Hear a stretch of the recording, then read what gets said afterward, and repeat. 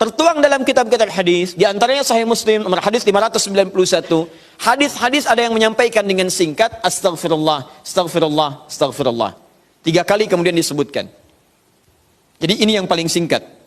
Istighfar kalimatnya astaghfirullah. Astaghfirullah. Berapa kali? 3 kali. Perhatikan, ini riwayat pertama. Kalau Anda menggunakan yang ini, boleh. Tapi cara memahaminya, ini yang paling singkat, paling pendek. Jadi kalau sedang buru-buru misalnya, ya Anda ingin buru-buru setelah selesai itu, sambil jalan misalnya, ingin dipercepat bacaannya, silahkan pilih yang ini yang singkat. Astaghfirullah, astaghfirullah, astaghfirullah. Paham? Kalau agak senggang, silahkan tambahkan dengan lebih luas. Astaghfirullahaladzim, astaghfirullahaladzim, astaghfirullahaladzim. Lebih senggang lagi, astaghfirullahaladzim, alladzi la ilaha illa huwal hayyul qayyum wa atubu ilaih. Astaghfirullahaladzim, alladzi la ilaha illa huwal hayyul qayyum wa atubu ilaih. Paham? Baik, jadi kalau Anda menemukan riwayat yang ini diulang sampai 3 kali, ini yang dimaksud riwayat yang paling standar. Jelas ya? Standar. Ini standarnya, ucapkan ini astagfirullah, astagfirullah, astagfirullah 3 kali. Ini amalan pertama. Tahan, hadisnya belum selesai. Jadi kalau selesai salat, assalamualaikum warahmatullah, assalamualaikum warahmatullah, duduk sebentar, tahan dulu. Apa yang diucapkan? Astagfirullah, astagfirullah, astagfirullah. Selesai? Baik, tahan. Lihat baik-baik, perhatikan sini. Ini disebut amalan apa tadi? Zikir. Karena kita sedang membahas tentang zikir. Baik, sekarang yang kedua, masih ingat? Tadi kalau seorang sedang berzikir, maka konsekuensinya dia akan apa terhadap Allah? Ingat. Yang kedua, dekat. Pertanyaan saya, apakah setiap orang yang mengucapkan astagfirullah menjadi ingat kepada Allah? Itu masalahnya. Banyak orang pasca sholat mengatakan astagfirullah, tapi kalimat itu tidak mengingatkan dia dengan Allah. Itu masalah utamanya. Assalamualaikum warahmatullahi wabarakatuh. Assalamualaikum warahmatullahi wabarakatuh. Astagfirullah. Astagfirullah. Astagfirullah. Halo? Gimana? Anda salam langsung ngecek status. Lisan Anda astagfirullah, tapi tangan Anda megang handphone. Pikiran Anda melihat status. Sebagian orang bahkan merespon urusan dunia. Bagaimana istighfar bisa berkorelasi dengan itu semua? Itu masalah utamanya. Jadi semua kalimat ini ketika diucapkan bingkainya adalah zikir. Mampukah Anda mengucapkan istighfar ini yang langsung mengingatkan Anda dengan Allah Subhanahu wa taala? Ini poin besarnya. Nah, tahan. Saya berikan rahasia besar dulu di sini. Kenapa Anda mesti mengucapkan kalimat ini? Buka Al-Quran surah ke-71. Surah apa itu? Surah apa? Nuh. Bukan Al-Ma'arij. Al-Ma'arij 70. Ayat 10. Kalau mau dari ayat 9-nya sampai dengan 13. Kemudian saya kotaki ayat 10-nya. Nih, 10-nya saya kotaki di sini. Ini yang pentingnya. Awas, awas. Nabi Nuh alaihi salam berdakwah kepada umatnya. Berapa tahun? 950 tahun. Masya Allah. 950 tahun berdakwah kepada umatnya. Bahkan dakwanya terang-terangan juga sembunyi-sembunyi. Pelan dan silent. Ya, ada yang silent, ada yang terang-terangan. Kencang. Ayat 9-nya, "Tsumma 'alantu lahum wa asrartu lahum israra." Aku berdakwah kepada mereka kadang terang-terangan, dengan kencang, sampaikan dengan terang. Tapi kadang juga aku sampaikan dengan pelan, dengan silent. Ada orang-orang yang memang secara pelan aku sampaikan halus, sesuai dengan tipikalnya. Ada yang langsung aku sampaikan keterangannya dengan seterang-terangnya. Tapi tahukah Anda, selama 950 tahun berdakwah itu, yang terang-terangan, yang sembunyi-sembunyi, kalimat pertama apa yang dimintakan Nabi Nuh kepada mereka? Perhatikan ayat 10-nya. Faqultu astaghfiru rabbakum innahu kana ghaffara. Rahasia pertama. Perhatikan baik-baik.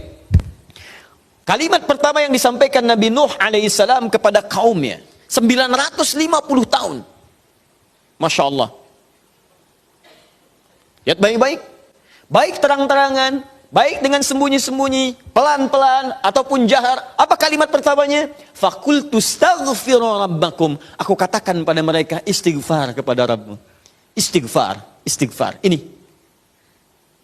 Nah, ketika Nabi Nuh mengatakan, istighfar pada Rabbmu, istighfar pada Rabbmu. Apakah kalimat Qur'annya berhenti sampai sini? Tidak. Teruskan ayatnya. Innahu kana ghaffara. Rahasia istighfar yang pertama, satu. Allah akan turunkan minimal sifat ghaffar kepada hambanya. Nanti kita lihat. Apa itu ghaffar? Belum tentu. Belum tentu. Tidak seperti yang Anda bayangkan. Allah punya sifat ghafir. Tapi kenapa yang muncul ghafar di sini? Buka Quran misalnya surah Ghafir. Fusilat surah ke-40. Ayat yang ketiga. Ghafiridz dzambi wa qabilit taubi. Allah mengampuni dosa seorang hamba. Ketika mengampuni dosa, kalimatnya menggunakan ghafir. Ghafirun, ghafiridz dzambi. Tapi kenapa Nabi Nuh menyebut dengan kalimat ghafar? Faqultu istaghfir rabbakum innahu kana ghaffar. Kenapa ghaffar bukan ghafir? Satu. Nih. Dua, teruskan ayatnya, ayat 11. Yursilis samaa 'alaikum midrara. Dua, orang yang sering istighfar, maka Allah akan turunkan keberkahan lewat curah hujan yang lebat. Curah hujan, hujan yang berkah. Masya Allah. Ada hujan membawa berkah, ada hujan membawa? Bukan. Bukan, hujan tidak pernah menginginkan banjir. Hujan itu hanya membawa air. Baik, yang bikin banjir itu Anda yang tidak bisa mengatur airnya. Itu persoalannya. Jalur air dibuat bangunan. Air itu kan sederhana, dia hanya mencari tempatnya, dia meresap sesuai dengan tempatnya. Cuman Anda tidak menempatkan air sesuai dengan tempatnya. Itu masalahnya. Tapi ini beda. Ketika turun, airnya membawa keberkahan dalam kehidupan. Itu lain. Itu lain. Nanti saya berikan rahasia setelah ini. 3. Teruskan. Wa yumdidkum bi amwalin wa banina. Masya Allah. Ya istighfar, istighfar, istighfar. Ketika kamu istighfarnya benar kepada Allah, wa yumdidkum bi amwalin, maka Allah akan melimpah ruahkan harta benda Anda. Ya. Meluaskan harta. Banyak. Amwal bukan mal. Wa banina, bahkan keturunan. Teruskan. 1, 2, 3, 4 keturunan. Allahu Akbar. Lihat faedah istighfar. 5. Wa yaj'al lakum jannatin. Dan Allah akan limpahkan kepadamu kebun-kebun yang indah. Awas jangan dilihat kebunnya. Karena kalau Anda lihat orang-orang Arab pada saat itu, mereka emas sudah banyak. Bu, emas banyak. Walaupun masih banyak di Indonesia. Ada Mas Asep, Mas Johar, Mas Sodia. Ya. Tapi wujudnya beda, ya, wujudnya beda. Di sana emas banyak, perak banyak, bangunan megah. Tapi yang mereka belum dapatkan itu adalah kenikmatan pemandangan yang elok. Kebun-kebun, ya, isinya ada anggur, bawahnya kemudian ada sungai-sungai. Karena itu orang yang paling kaya di masa-masa dulu, di kalangan-kalangan Arab adalah orang yang memiliki kebun-kebun yang indah. Kalau cuma emas yang lain punya. Abu Jahal tuh nggak bangga dengan emasnya. Ya, Abu Lahab tidak bangga dengan emasnya. Apa yang mereka banggakan adalah kedudukan dalam kehidupan dan harta-harta yang seperti yang digambarkan. Tapi semua itu tidak mampu menjadikan mereka sebagai hamba di hadapan Allah Subhanahu wa taala. Poin yang paling besar, kalau disebutkan jannat dalam arti kebun-kebun dalam urusan dunia, itu maksudnya kenyamanan hidup. 5. Kenyamanan atau kemapanan hidup.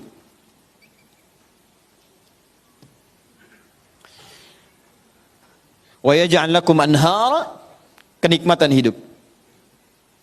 Masya Allah, sudah mapan, nikmat. Kaya, tenang. Wah, ini hebat banget nih hidupnya. Dosanya diampuni oleh Allah. Kemudian hidupnya berkah, hartanya melimpah, keturunannya juga luar biasa gitu kan. Setelah itu hidupnya nyaman, mapan dan nikmat. Kurang apa lagi? Antum pilih mana? Kaya tapi gelisah atau miskin tapi tenang? Jangan pilih yang ketiga, saya tidak berikan.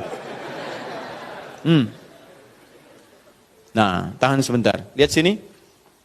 Jadi ketika Anda diminta istighfar, astagfirullah, astagfirullah, astagfirullah.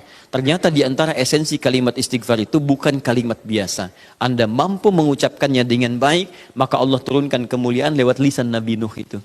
Faqultu astaghfiru rabbakum innahu kana ghaffara yursilis samaa 'alaikum midrara wa yumdidkum bi amwalin wa banina wa yaj'al lakum jannatin wa yaj'al lakum anhara. 6 kemuliaan bagi orang yang sangat senang beristighfar kepada Allah Subhanahu wa taala. Tapi ini masih urusan dunia. Akhiratnya belum selesai. Pilih mana? Miskin masuk surga atau kaya masuk neraka? Miskin masuk surga. Kasihan. Kenapa tidak kaya masuk surga? Ya itu pilihan dari saya. Ya. Ini pilihan dari Al-Quran. Saya kan tidak mengatakan jangan pilih yang ketiga. Itu yang pertama tadi. Ya. Lihat sini. Ini jaminan kehidupan dunianya, mana akhiratnya. Ya Allah, kalau cuma dikasih dunia saya tidak mau. Jangan-jangan saya dunianya bahagia, akhiratnya nestapa. Maka adakah faidah dari istighfar atau kehidupan akhirat saya? Kamu mau minta surga yang mana? Orang-orang surga biasa, saya berikan pada pelaku istighfar surga seluas langit dan bumi. Quran surah ketiga ayat 133. Ayat 133, paling kanan sebelah atas. Lihat, di sini hidupnya lapang, di sini surganya seluas lapangan. Lapangannya apa? Bukan lapangan dunia. Perhatikan lapangan akhirat. Wasari'u ila maghfirah. Bergegaslah Anda untuk memohon ampunan Allah. Maghfirah, turunan kata dari istighfar, minta ampun. Bukankah istighfar minta ampun? Ayo cepat, bergegas, rajin, cepat. Orang yang rajin istighfar, cepat istighfar. Lihat, wa jannatin arduhas samawati wal ard. Maka kami akan sediakan harapan baginya, menyediakan tempat kembalinya surga seluas langit dan bumi. Dan digolongkan ahli istighfar sebagai orang-orang yang takwa. Uiddat lil muttaqin, kami siapkan untuk orang takwa. Siapa orang takwa dimaksud? Awal ayatnya wasari'u ila maghfirah. Surga seluas langit dan bumi.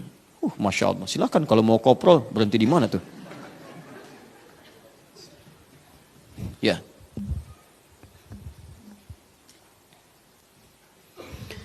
Nah, kalau ditawarkan begini, siapa yang tidak mengambil tawaran ini? Tapi persoalannya, kenapa orang banyak istighfar pasca salat bahkan lebih daripada 3 kali? Astagfirullah, astagfirullah, astagfirullah, astagfirullah, astagfirullah, astagfirullah. Tapi mapan juga tidak. Cek. Ya, silahkan lihat. 6 ini tidak diraih. Keberkahan juga tidak didapatkan. Dan seterusnya. Bahkan kemarin di Bekasi itu ada yang terlihat, kami lihat di CCTV itu. Khusyuk pasca sholat. Kayak orang menangis. Astagfirullah, astagfirullah, astagfirullah. Sudah tenang, lihat kanan kiri itu, tas orang dirogok begini. Kok bisa tuh? Astagfirullah lagi ibu juga. Ya. Apa yang salah? Ya, sekarang mari kita lihat bagaimana beristighfar seperti ini untuk mendapatkan kemuliaan-kemuliaan ini, dan bagaimana cara istighfar dengan berzikir pada Allah Subhanahu wa taala. Saya boleh hapus? Apa ya? Sini dulu. Ya. Astagfirullahaladzim. Nanti ya setelah ini ya. Baik. Setelah ini insyaallah, insyaallah. Nih Mas ya, saya kasih sekalian ya.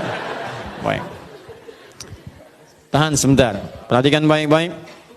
Bapak Ibu sekalian, saya akan mulai masuk kepada esensi ini dengan menyampaikan bagaimana cara berzikir dengan kalimat istighfar. Tahan pertama. Frame terbesarnya, frame-nya dalam amalan ini disebut dengan zikir. Ingat tadi telah disebutkan di awal. Zikir itu mesti mampu mengingatkan kita dengan Allah, juga membuat hubungan kita lebih dekat dengannya. Nah, sekarang fokus.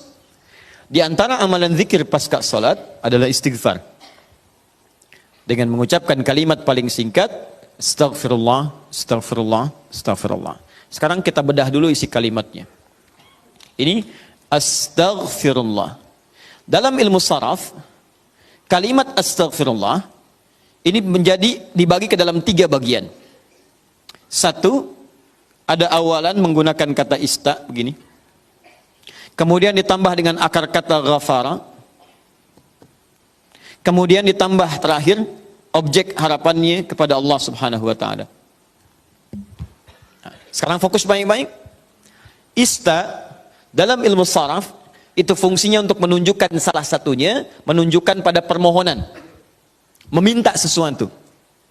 Ya, misal izin dari bahasa Arab, adzina mengizinkan, izin. Minta izin, istadzana. Hasuna baik, meminta diri lebih baik, istahsana. Ghafara, ampunan. Meminta ampunan menggunakan istaghfara. Istaghfara itu kata kerjanya. Istighfar keadaannya, kata benda atau sifatnya. Jadi kalau ini menunjukkan permintaan atau permohonan. Kemudian apa yang diminta? Ghafara, ampunan dari Allah Subhanahu wa taala. Tapi persoalannya dalam bahasa syariat tidak pernah ada kalimat ghafara, yaitu ampunan, kecuali disandingkan atau dilawankan kepada dosa. Ini poinnya. Jadi kalau Anda minta ampunan, Anda harus merasakan apa yang mau diampuni. Dia orang itu mustahil minta ampun kalau tidak ada yang mau diampuni. Paham? Ada seorang ngambil barang, tiba-tiba dipukulin orang lain, mengatakan ampun, ampun, ampun. Kenapa minta ampun? Untuk dihentikan pukulannya. Kenapa dipukul? Karena pernah berbuat salah. Bahasa singkatnya, jika Anda memohon ghufran kepada Allah, ampunan kepada Allah, itu artinya Anda telah berbuat kesalahan atau dosa dalam kehidupan. Jelas? Dosa dalam bahasa Arab disebut dengan dzambun namanya. Dzambun. Kalau dia banyak disebut dengan dzunubun. Dzunubun. Dzunub. Kalau dosanya satu saja, dzambun, maka Allah menurunkan sifat untuk mengampuni satu dosa ini. Anda sebut namanya, minta kepada Allah, maka berpeluang mendapatkan ampunan dari Allah. Apa namanya? Ghafir.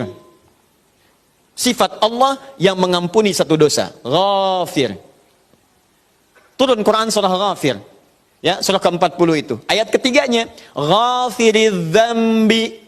Kata ghafir dipasangkan dengan dzambun. Ghafiriz dzambi wa qabilit taubi. Ketika Anda ingin minta ampun kepada Allah satu dosa, berbuat dosa, astaghfirullah ya Allah, ampuni saya Allah. Allah turunkan sifatnya ghafir, saya ampuni kamu. Saya terima taubatmu. Paham? Tapi ketika dosa Anda berlipat, banyak dosa, mata berdosa, telinga berdosa, lisan berdosa, sampai ke kaki berdosa, maka bukan dzambun namanya, tapi dzunubun. Sifat Allah yang mengampuni aneka dosa dan tidak membiarkan hambanya larut dalam dosa, maka turunlah kemudian yang kedua disebut dengan Ghaffar namanya.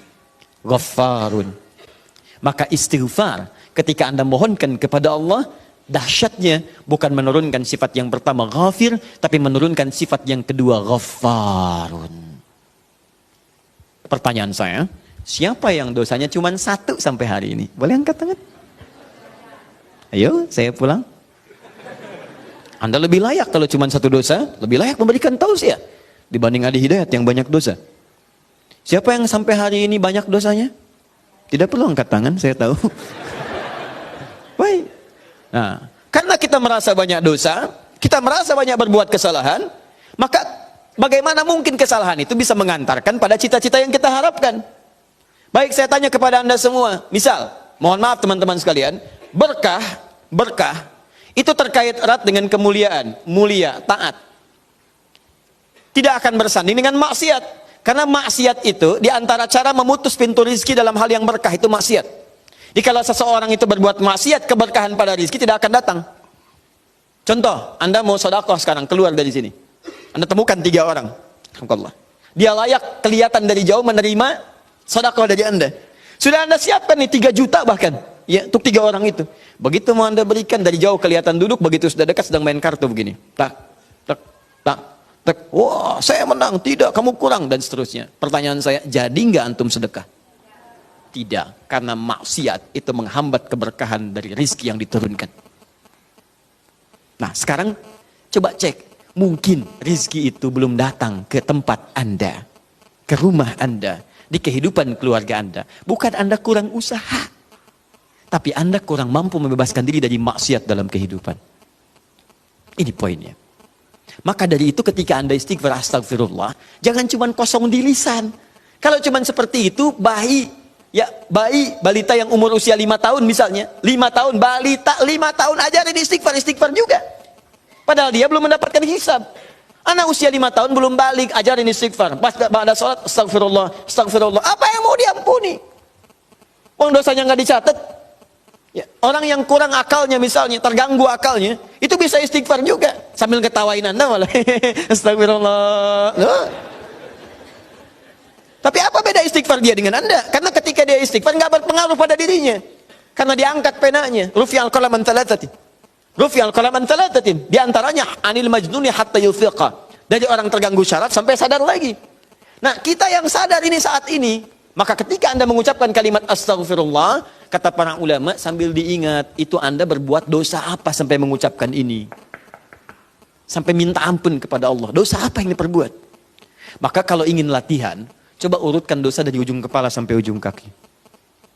Salat yang pertama subuh misalnya, ya jangan terlalu banyak dulu untuk dosa mata misalnya, astagfirullah. Ingat-ingat mata salah apa. Jangan-jangan setiap pandangan yang Anda lakukan itu belum melahirkan keberkahan. Alhamdulillah. Bisa nggak pandangannya berkah? Ada ayatnya di Quran. Ada orang-orang dimuliakan oleh Allah sampai disebut kuat iman. Orang yang kuat iman, yang pandangannya itu berkah. Setiap memandang berkah, berkah, berkah. Bahkan saking berkahnya nyaman dia dalam kehidupannya. Ya, itu ada di Quran surah ke-24, punya cahaya dia. Ayat 30 sampai 31. 30 untuk laki-laki, 31 untuk perempuan. Wa qul lil mu'minina yaghuddu min absarihim. Katakan pada perempuan laki-laki beriman, setiap lelaki beriman, perhatikan, palingkan pandangannya dari yang tidak baik. Jadi kalau orang zikirnya benar, itu dia akan berpaling dari yang tidak baik. Otomatis Pak, Bu, otomatis. Bahkan yang mirip-mirip pun dengan apa yang ia punya, belum tentu kemudian ia pandang dengan berlama-lama. Ya, misal sendal nih, pulang dari sini, melihat sendal, Anda lupa dengan sendal Anda. Begitu Anda lupa, lihat sendal yang mirip dengan sendal Anda, itu nggak akan langsung ditunjuk. Kayaknya yang itu tuh Pak, yang itu Pak, mana ini? Iya betul. Sebentar Pak, sebentar saya pastikan dulu, barangkali bukan punya saya. Oh memang bukan punya saya Pak yang ini, terus punya Bapak yang mana? Oh, saya baru ingat kesini nggak pakai sendal Pak. Ya. Jadi teman-teman sekalian itu pandangan. Coba berapa kali dalam sehari memandang yang tidak benar? TV, handphone, gambar-gambar, itu kan? Dan seterusnya, baru keluar, memandang dengan cara yang tidak layak. Sama perempuan juga begitu. Bukan kayak 31 untuk perempuan. Wa qul lil mu'minati yaghdudna min absarihinna. Katakan pada perempuan-perempuan yang beriman. Awas hati-hati, perempuan-perempuan yang beriman. Artinya kalau pandangan nggak dijaga, menunjukkan imannya lemah. Ya. Berapa kali ibu banyak memandang hal-hal yang tidak benar? Ya, berapa kali pandangannya melahirkan nafsu? Pandangan di mall dibawa sampai ke rumah. Ya, Papa tahu nggak tadi tuh ada tas bagus banget tuh, pandangan di mall, dibawa ke rumah. Baik, nggak apa-apa mah, itu bagus. Tapi tas yang sekarang mengantarkan mama ke surga insya Allah. Ya, baik. Tapi kan Pak kalau bawa tas itu ke surga lebih bagus lagi. Pokoknya ada aja lah. Udah sini. Nah jadi ketika Anda istighfar sambil diingat dosanya. Astagfirullah, astagfirullah, mata. Terus masuk ke lisan, astagfirullah ya Allah. Mungkin dengan lisan ini, maaf orang tua saya pernah menangis. Dengan lisan ini pasangan saya pernah bersedih. Dengan lisan ini tetangga saya pernah kabur dari saya. Dengan lisan ini anak saya pernah menjerit. Dengan lisan ini ya Allah barangkali itu yang menghambat keberkahan dalam kehidupan saya. Astagfirullah, astagfirullah, astagfirullah. Setelah itu dosa Anda, setelah tuntas sampai dengan ujung kaki, dosa Anda pada orang tua. Suami kepada istri. Istri kepada suami. Bagaimana kadang-kadang tidak baik dalam kehidupan rumah tangga. Kepada anak-anak, kepada tetangga. Barangkali, mohon maaf, hal-hal itu yang menghambat pintu kemuliaan dalam bahkan urusan dunia ini yang belum turun. Nah kalau sudah semua sekat dibuka, semua akan turun. Masih ingat tadi? Lihat. Di Quran surah 3 ayat 133. Teman-teman masih ingat tidak? Surga yang ahli istighfar ini disediakan untuk orang apa? Takwa kan? Jadi kalimat takwa ketika disebutkan di ayat ini, uiddat lil muttaqin, disediakan bagi orang takwa. Bukankah dimulai awal dengan istighfar? Sekarang saya tunjukkan kepada Anda, kita buat persamaan. Lihat sini, kita buat persamaan. Istighfar adalah sama dengan amalan ahli takwa. Takwa bisa mengantarkan ke surga. Tapi Anda jangan lupakan bahwa takwa pun membuka semua pintu keberkahan urusan dunia dari langit dan bumi. Takwa persamaannya berkah langit dan bumi. Dari mana mendapatkan persamaan ini? Di Quran surah ke-7, teman-teman sekalian, ayat 96. Walau anna ahlal qura amanu wattaqau la fatahna 'alaihim barakatin minas sama'i wal ardh. Kalaulah kemudian ada orang-orang beriman, ahli takwa, bertakwa kepada Allah, bahkan satu komplek bertakwa, satu kampung bertakwa, kami buka semua pintu keberkahan di langit dan di bumi. Semua pintu keberkahan. Jadi kalau Allah sudah buka dari manapun dan dimanapun Anda beraktivitas, akan mudah dan nyaman Anda beraktivitas. Di rumah pintu berkah dibuka, nyaman. Di kantor dibuka, nyaman. Di kehidupan sosial dibuka, nyaman. Jadi kalau orang rajin istighfar, astagfirullah, astagfirullah, astagfirullah, maka Masya Allah. Dahsyat sekali hasilnya. Jelas? Halo? Jadi caranya yang pertama, awas ini kalimat ghafar, rinci dulu. Rinci dosa-dosanya, begitu istighfar, rinci astagfirullah, astagfirullah, astagfirullah, astagfirullah. Jelas? Baik, kalau sudah nyaman dengan ini, perhatikan baik-baik. Ini ada turunan-turunannya di sini. Di antara turunannya tadi ada curah hujan yang lebat, ya. Nah, maka kalau misalnya di tempat Anda hujan sedang kering, ya, ada kekeringan, jarang turun hujan, coba dicek dulu. Barangkali hujan belum turun di tempat Anda, bukan karena curahnya aja yang belum datang. Barangkali curah maksiatnya kebanyakan. Ya, sehingga itu harus dibuka dulu, buka, lempar sehingga keberkahan turun.